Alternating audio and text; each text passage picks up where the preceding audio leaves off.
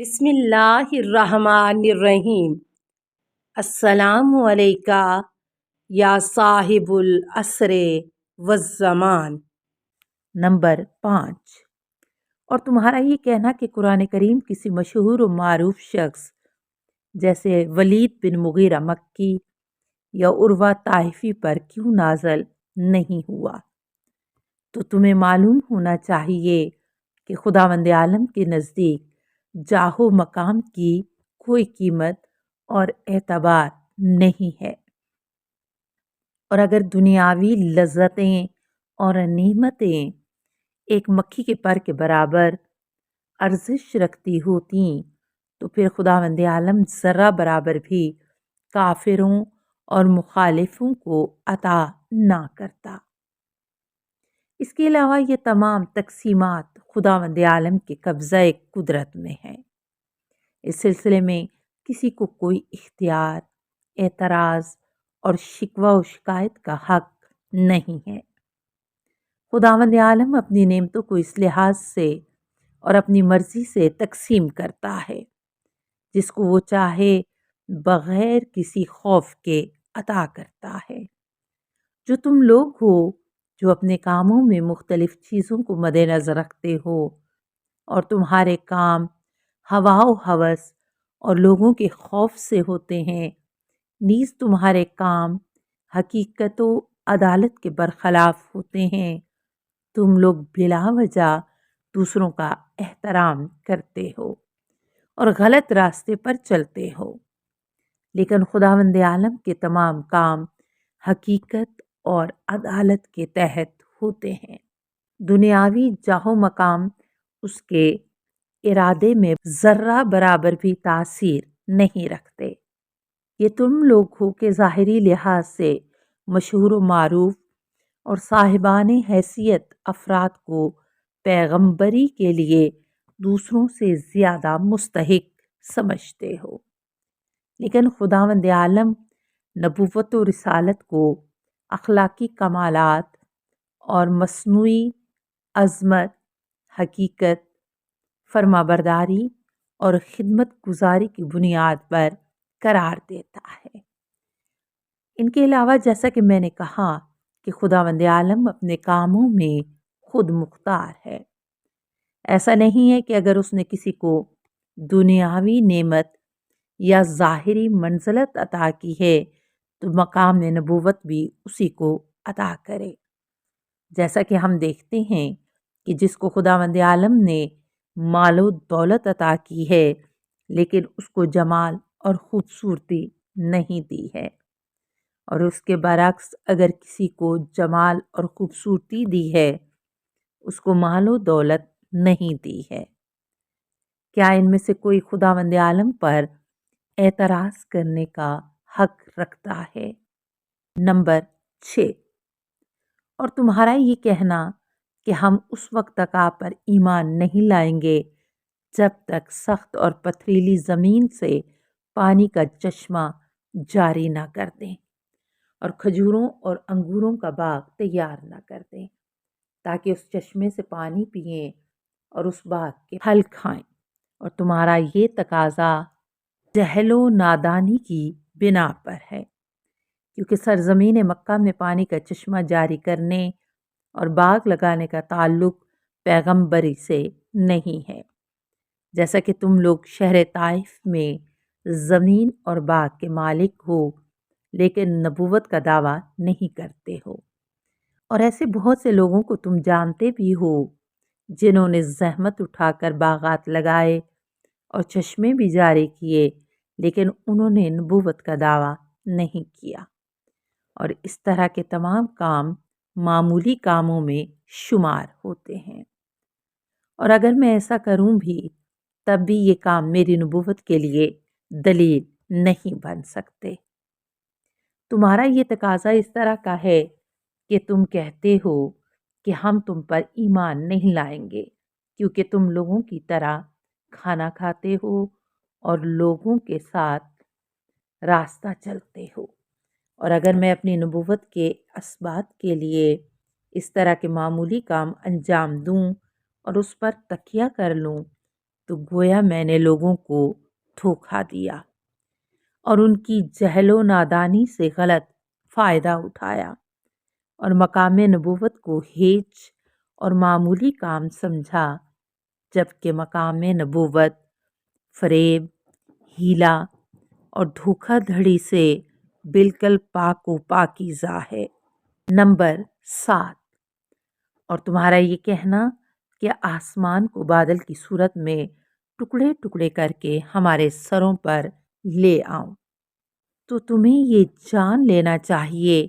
کہ آسمان کا نیچے گرنا تمہارے لیے ہلاکت کا سبب بنے گا،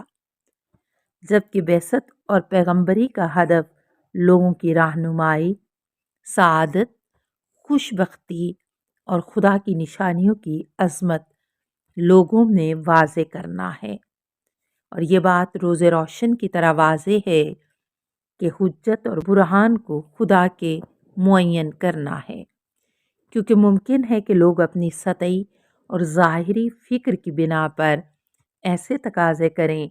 جو نظام و مصلحت کے خلاف ہوں، اور اس لیے کہ ہر شخص اپنی ہوا و ہوس اور خواہش کی بنیاد پر تقاضے کرتا ہے۔ اور یہ بھی معلوم ہے کہ اگر ہر انسان کے تقاضے ایک دوسرے کے برخلاف ہوتے ہیں، کیا تم نے کسی ڈاکٹر کو دیکھا ہے کہ وہ مریض کا علاج کرتے وقت مریض کی خواہش کے مطابق نسخہ لکھے، یا کسی ایسے شخص کو دیکھا ہے کہ وہ کسی بات کا دعویٰ کرے لیکن دلیل اس کے منکر کی خواہش کے مطابق لائے؟ یہ بات مسلم ہے کہ اگر علاج میں ڈاکٹر مریض کا پیرو ہو تو مریض کی بیماری کبھی ختم ہی نہیں ہو سکتی،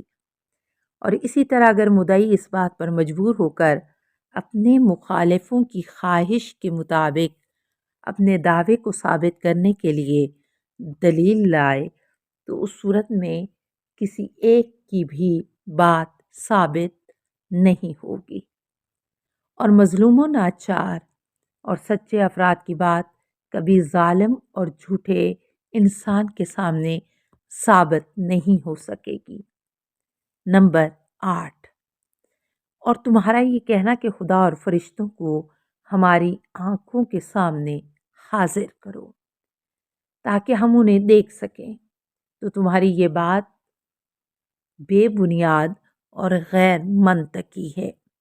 چیز بالکل محال ہے، کیونکہ خداوند متعال اس صفت سے پاک ہے جس کے ذریعے اسے دیکھا جا سکتا ہے، بلکہ وہ مخلوقات کی تمام صفات سے پاک و پاکیزہ ہے۔ تم خداوند متعال کو ان بتوں سے تشبیہ دیتے ہو جن کی تم پرستش کرتے ہو اور ان سے اسی طرح کا تقاضا کرتے ہو۔ ان بتوں میں بے حد نقص و ضعف پائے جاتے ہیں، اور یہ بت تمہارے ان تقاضوں کے لیے مناسب ہیں، نہ کہ خداوند پاک۔ اس کے بعد پیغمبر اکرم صلی اللہ علیہ وآلہ وسلم نے ان کے لیے ایک ایسی مثال پیش کی جو بہت ہی واضح اور اچھی طرح مفہوم کو سمجھانے والی تھی، کہ اگر فرض کر لیا جائے کہ خدا کو دکھانا محال نہیں ہے تو بھی ان کی یہ بات معقول نہیں ہے۔ وہ مثال یہ ہے، پیغمبر اکرم صلی اللہ علیہ وآلہ وسلم نے عبداللہ مخزومی سے کہا، کیا مکہ میں تمہارے پاس زمین جائیداد اور باغ وغیرہ ہے اور اس کی دیکھ بھال کے لیے اپنی طرف سے کوئی نمائندہ بنایا ہے یا نہیں؟ عبداللہ: ہاں، میرے پاس زمین اور باغ اور نمائندہ ہے۔ رسول اکرم صلی اللہ علیہ وآلہ وسلم: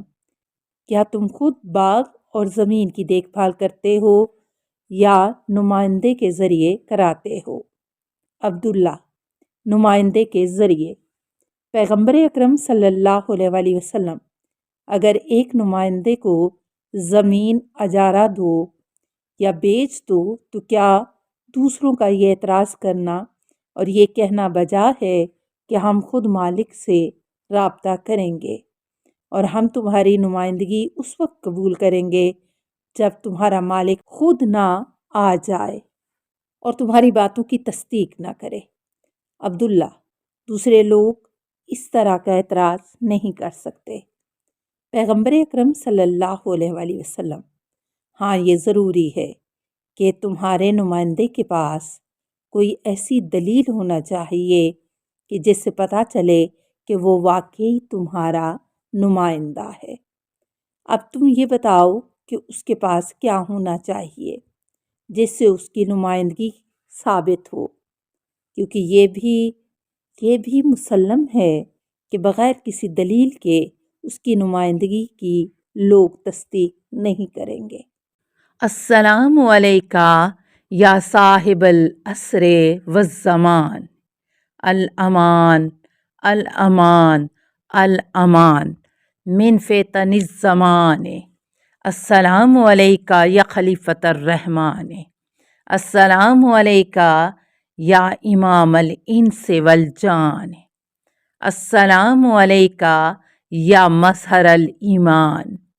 السلام علیکہ یا شریک القرآن، السلام علیکہ یا قاطع البرہان،